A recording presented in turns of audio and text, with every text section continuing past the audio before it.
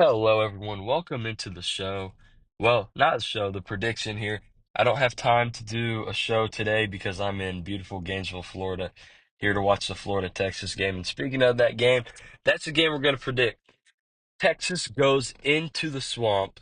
Sorry for the bad audio. I'm traveling, obviously.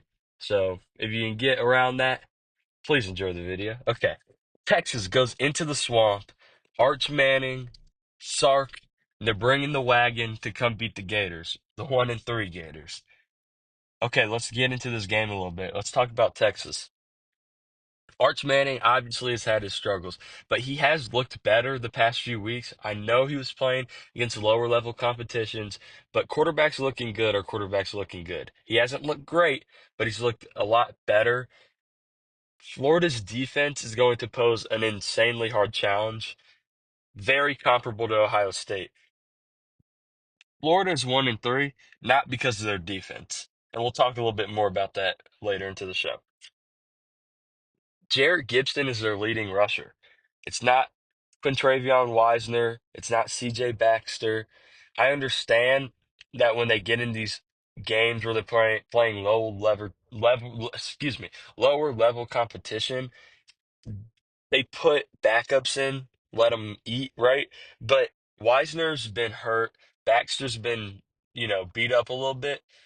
Um, but they haven't played great when they've been in, which is very surprising to me because both have had seasons where they've balled out. Receiving wise, we're looking at Ryan Wingo as their second leading receiver. I'd like to see him get really going because I thought he was going to have a big game against Ohio State, and he had, I think, 40 yards. He's just not been what I thought he would be this year. Former five-star guy last year had 400 yards. Let's see him turn it on. Parker Livingstone is one of those guys who, you heard about him during camp as a Texas fan, for me, someone who religiously looks into college football, hearing rumblings about him. And he played pretty well against Ohio State, but that whole offense couldn't move. He had a really nice catch at the end of that game for a touchdown. Look for him to make some plays. He goes up and gets the football, which is very amazing to watch. Jack Injuries has been a little bit absent in this offense. That's a tight end who I thought would have a big piece. I thought possibly by now he could be their leading receiver. And I understand tight ends have more to do than just catch the football, but it is surprising to me that he hasn't been involved more. I think he has like 100 yards receiving. It's just surprising. Moving on to the defensive side of the ball, it's amazing. Michael Taffy at safety is balling. Ty Anthony Smith at linebacker's balling. Colin Simmons coming off the edge, obviously balling. Murad Watson transferring at D line is balling. And this team has 11 sacks on the year, which isn't a ridiculous amount, but they get a lot of pressures. And I have it in my notes, pressures over sacks, because it's 100% true.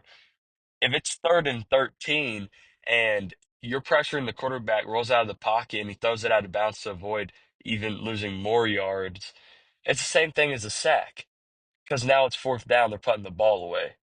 You don't need a sack necessarily to symbolize good pass rush. Let's move on, talk a little bit about Florida. This offense has been anemic, but there's signs of life. It's come out that Lagway has been dealing with a little bit of an injury. Whether that's really affected his play or not, I don't know. He hasn't looked good, and he hasn't been what we thought he would be. He hasn't been what I thought he would be.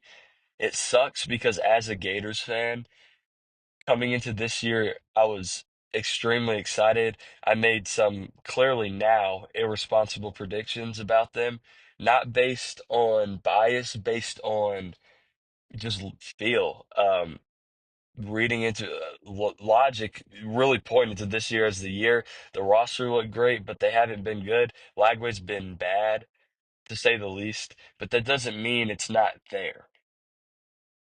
In this game, I think a lot of Jaden Ball comes in. I was listening to Josh Payton. He said something really well. He said, Florida's 1-3. Billy Napier's beyond the hot seat. They're going into the bye week. There's very little incentive to keep doing what they're doing. Jaden Ball is averaging, I believe, 5.7 or 5.9 yards a carry, and he gets 10 carries a game.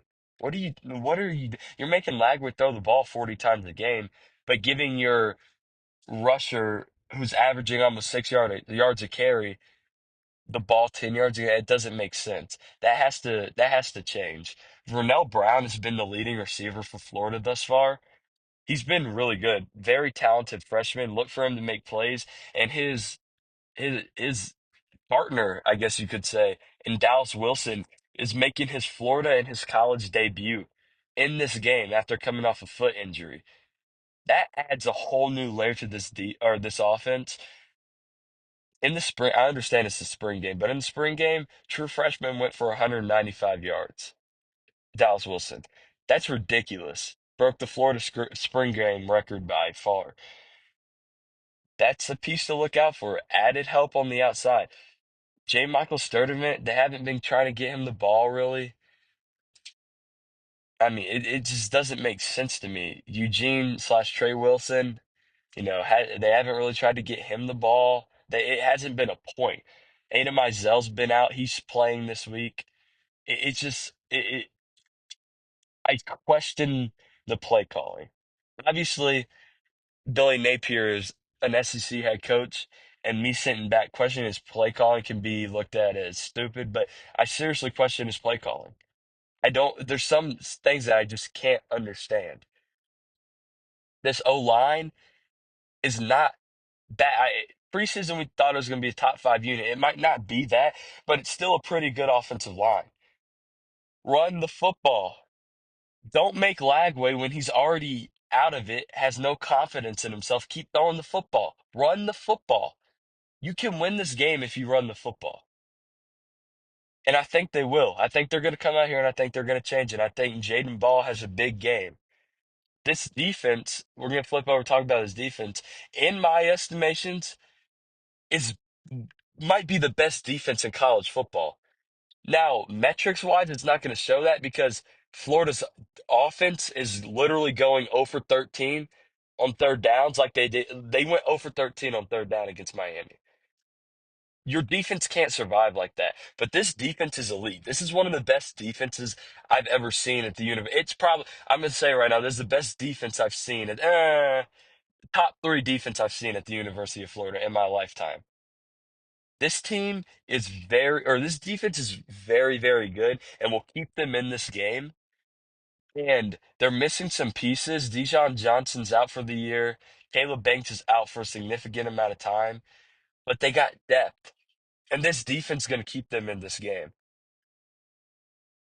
The spread is minus 5.5. It started out at minus 7.5, and it moved down to minus 4.5, but it's brought back up to minus 5.5 now.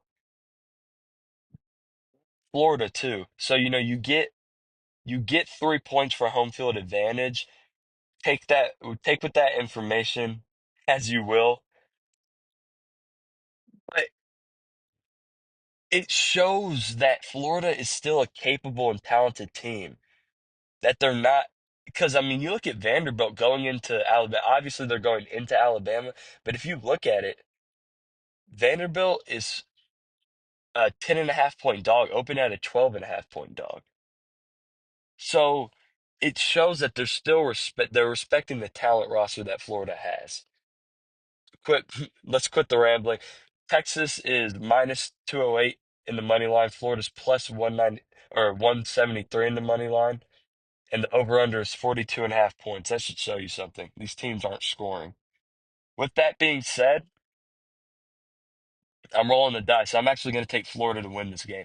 It seems coming Billy bye week. Look at Billy Napier off the bye week. He's been very good off the bye week at the University of Florida, even though the results overall in the season haven't been what they've been looking for. Texas is not just as, but Texas is anemic on offense for the most part. I think Florida's defense keeps them in this game. And kind of like the Miami game, Florida has a chance in the third quarter to take the lead.